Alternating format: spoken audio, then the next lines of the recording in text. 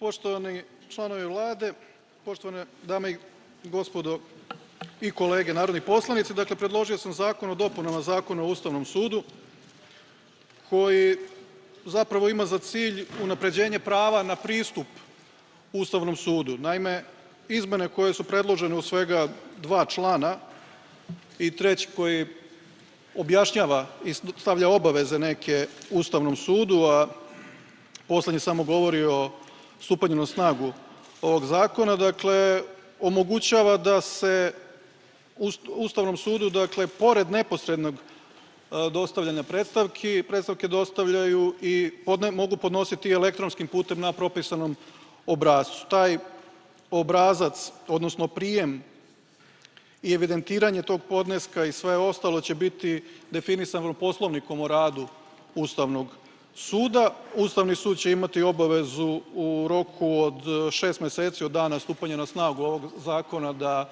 uskladi svoj Poslovnik sa ovim zakonom. Dakle, ovim se u potpunosti unapređuje pravo na pristup sudu, dakle, omogućava se i ljudima koji ne mogu fizički da predaju svoje pismeno Ustavnom sudu da to urade elektronskim putem i s druge strane time se pojačava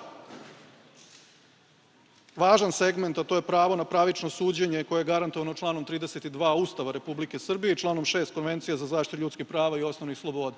Dakle, izlazimo u susret građanima da mogu lakše da se obrate Ustavnom sudu, da mogu lakše da podnesu svoje zahteve.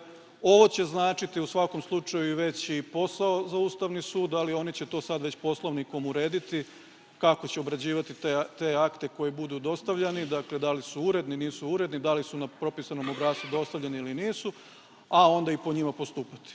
U svakom slučaju, mislim da je ovo tehnička izmena, ne znači nikakvu promenu suštinsku u nadležnostima, delokrugu ili bilo čemu drugom što se tiče Ustavnog suda, nego samo bukvalno u korist građanima se omogućava lakši pristup Ustavnom sudu i dostavljanje akata. Zato pozivam sve da podrže ove izmene i dopune Zakona o Ustavnom sudu. Hvala.